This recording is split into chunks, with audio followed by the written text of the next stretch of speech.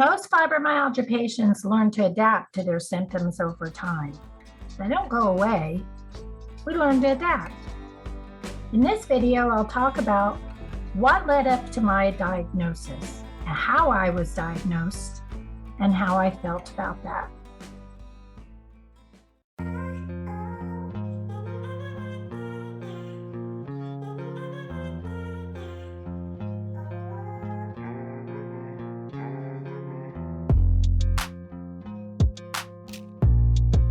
Some people with fibromyalgia may say their symptoms improved over time, but we learn and grow by managing our disease and learning to cope.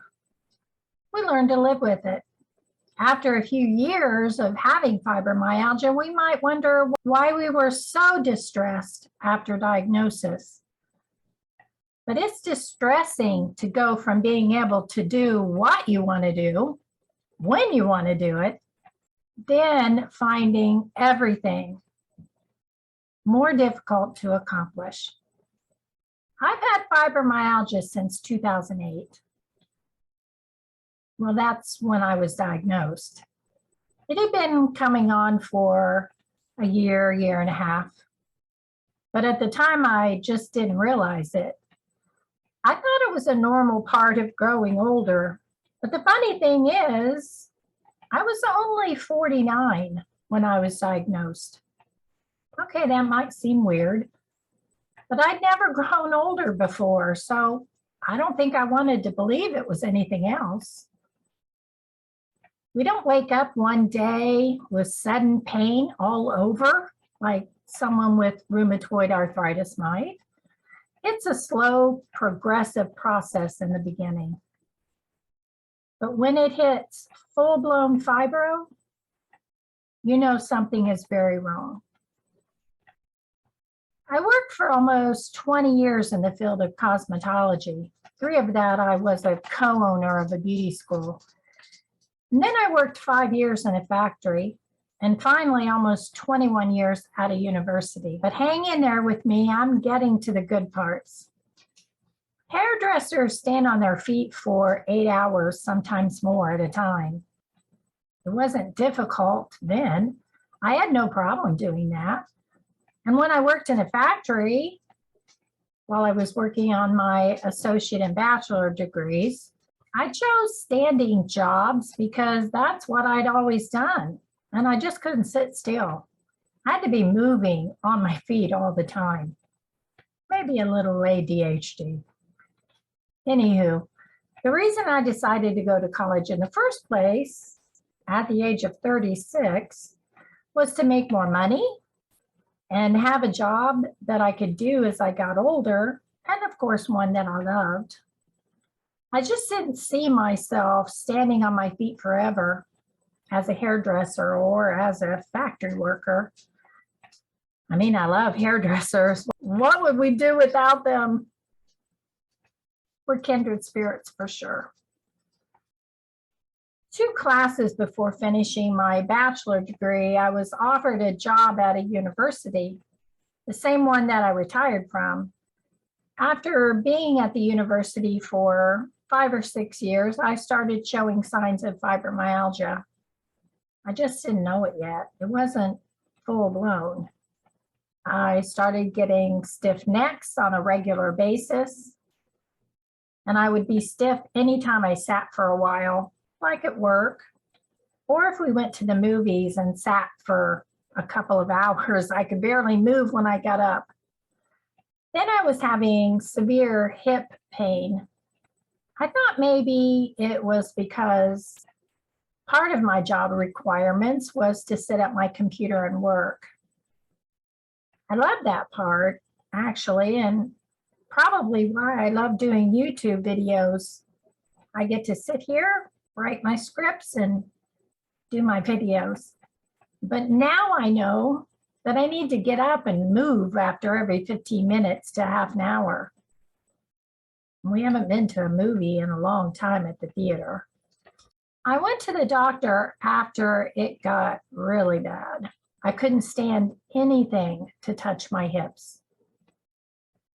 I talk about our hypersensitivity here. He thought I might have peripheral neuropathy because the pain generated down the sides of my legs to my knees. That's what my mom had, so that made sense. I learned to put a soft pillow between me and my grandkids or my dogs. So if they wiggled around, it wouldn't send me into a tizzy. When the doctor touched my hips with just one finger on each side like that, I let out a blood-curdling scream, and I was horribly embarrassed. Well, he sent me to a neurologist. Tests were done, and he didn't find anything, and sent me to a rheumatologist. That first rheumatologist diagnosed me with hip bursitis. Bursitis is a painful swelling of the bursa in the hip. It's called trochanteric bursitis. I had an injection of corticosteroids in my hips to ease the pain, but I didn't want to do that again because it was painful in one of my hips. Oh my, that needle's like that long. But it did help. He started me on prednisone and hydroxychloroquine, also called Plaquenil, because by the time I got into this rheumatologist, I was having pain in my legs, ankles, knees, and hands. He also diagnosed me with polyarthritis.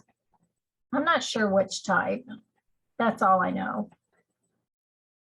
And at the time, I didn't know there were different types. Frankly, I was overwhelmed because I went from being healthy to being in pain. After a year with that doctor, I felt I needed to see a new one. Honestly, I couldn't understand half what he said to me because he had a really strong accent. And I felt like I was missing out on information that was crucial to me understanding what was going on. At the same time, I was grateful for his expertise. But I found another rheumatologist, and it took me 4 months to get into her. On that first visit, by that time, I had pain everywhere, all over my body. I guess it was the stress of just waiting to see another doctor, and by then I was off all medication. That pain was not just in my lower half, but by then it had reached my shoulders, my neck, my arms. I was in so much pain that when she asked me to state the level of my pain, I said 8, which was 8 out of 10. I mean, I'd had 3 children in natural childbirth. I don't know if anything is worse than that, at least from my experience and what I've been through. So she had me get a lot of blood work done. She ruled out inflammatory diseases like lupus and rheumatoid arthritis, although she regularly checked my blood work because she was suspicious that I did have lupus, but nothing came of that. She also looked for Sjogren's because my mouth was so dry, probably from the medication. For many people with fibro, they have some of these overlapping conditions tied to their fibromyalgia. And in some cases, one of those overlapping conditions starts the process into fibromyalgia. Okay, now it's my 3rd visit when I asked her if I had fibromyalgia, because she hadn't specifically said, that's your diagnosis. I remember her saying that word on my 2nd visit, but it didn't register until later. And so she said, yes, it's fibromyalgia. I remember sitting there in shock And I'm not sure if I heard anything she said for a few seconds, but that's when I knew it was real. I had fibromyalgia. So what have you experienced? What was your process of diagnosis? Did you also experience a slow oncoming of your symptoms? I'd like to know. Let me know in the comments section below. Right now I'm levitating, feeling like I So already... Tesla hasn't been on a video for a while, but this is Tesla. He gets his stitches out tomorrow, don't you, baby? Yeah, Dan, mommy's boy. He's home with me all day, and when daddy gets home, oh my goodness, everything's about daddy then, huh? So we're looking forward to the next part of our journey with helping him through that surgery and rehabilitating his hip. That right, baby? Yeah. Yes, he likes kisses. Oh, yeah. He's such a good boy, aren't you? I hope you found this video helpful. I send you gentle hugs and support. Love you.